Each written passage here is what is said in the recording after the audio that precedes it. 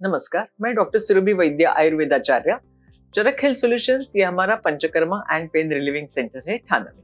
आजकल की जो जनरेशन है, यंग जनरेशन, वो टेक्नो सेवी है और लेडीज भी सब आघाड़ियों पे लड़ रही है। अगर जब शादी हो जाती है तो उसके बाद तो और एक जिम्मेदारी उनके ऊपर आ जाती है। जैसे वो अपने ऑफिस में कोई एक प्रोजेक्ट लेते हैं, उसके प्री रिक्विजिट्स वो मालूम कर लेते हैं, उस हिसाब से काम कर लेते हैं। ठीक उसी तरह अगर उनको प्रेगनेंसी चाहिए तो कौन से प्रोटोकॉल फॉलो करने हैं, ये सब आयुर्वेद में मेंशन है। तो अगर ऐसे लेडीज आयुर्वेद का सहारा लेते हैं तो उनके लिए काफी आसान हो जाता है।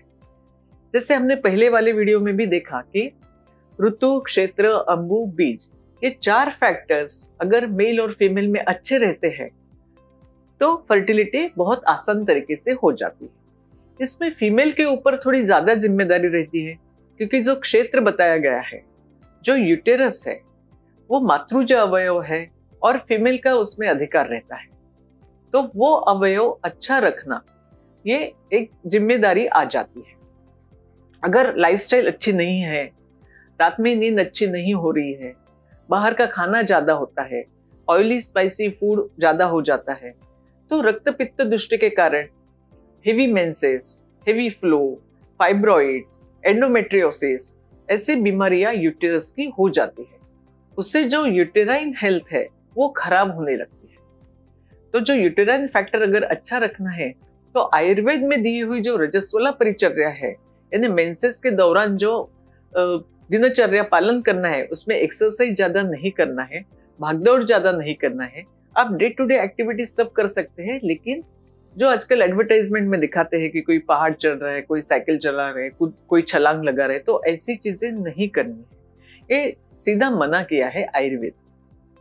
तो अगर ये फॉलो करते हैं तो यूटेरस की हेल्थ इंटैक्ट रहती है। ठीक उसी प्रकार अगर एंजाइटी ज्यादा है, स्ट्रेस ज्यादा है, तो आर्तव दृष्टि ज्यादा होने लगती है। यानी जो एचपीओ एक्सिस है, hypothalamus, then pituitary and ovarian axis, वो इम्बैलेंस होने लगता है, एएमएच लो होने लगता है, एग्स की क्वालिटी जो है वो खराब होने लगती है, वात प्रकोपित होने की वजह से ये सब चीजें होने लगती है, तो बीजदुष्टि आ जाती है। और जो अंबु बताया है, आहार रस बताया है, वो भी हमें अच्छा ही लेना चाहिए। यानी सात्विक आहार का अगर फॉलो करते हैं हम, सात्विक आहार जिसमें ऑयली स्पाइसी फूड नहीं रहता है और जो डेड फूड नहीं रहता है, मीन्स खाना तैयार करने के 3 घंटे के अंदर अगर हम उसको कंज्यूम कर लेते हैं तो इट इज लाइव फूड। पर most of the times working schedule के हिसाब से ये पॉसिबल नहीं होता है। तो उसके लिए आयुर्वेद ने कुछ अच्छे ऑप्शंस भी दिए हैं। तो आयुर्वेद डॉक्टर का सहारा लेके ये सब गाइडेंस फीमेल्स को लेना है।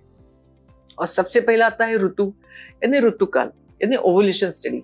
तो हमारा ऋतुकाल या और गर्भाधान संस्कार कब करना है, ये समझने के लिए ओवुलेशन स्टडी का भी सहारा ले सकते हैं, या किसी आयुर्वेदिक डॉक्टर के पास जाके गर्भाधान संस्कार भी करा सकते हैं। तो ये चारों चीजें अगर संभालते हैं तो भी फीमेल इनफर्टिलिटी का जो इशू आजकल बहुत ज्यादा देखने को मिलता है, तो वो थोड़ा कम होने लगेगा। प्रॉपर गाइडेंस मिलने की वजह से हेल्थ भी अच्छे होने लगेगी, अच्छी प्रोजेनी का निर्माण हो जाएगा, और पोस्ट डिलीवरी जो हेल्थ इश्यूज रहते हैं वो भी कम निर्माण होंगे, क्योंकि सूतिका परिचर्या, गर्भिणी परिचर्या और बाकी जो गर्भ संस्कार है, इसमें प्रॉपर रिटर्न प्रोटोकॉल से कि हमें उस वक्त पे क्या क्या फॉलो करना है।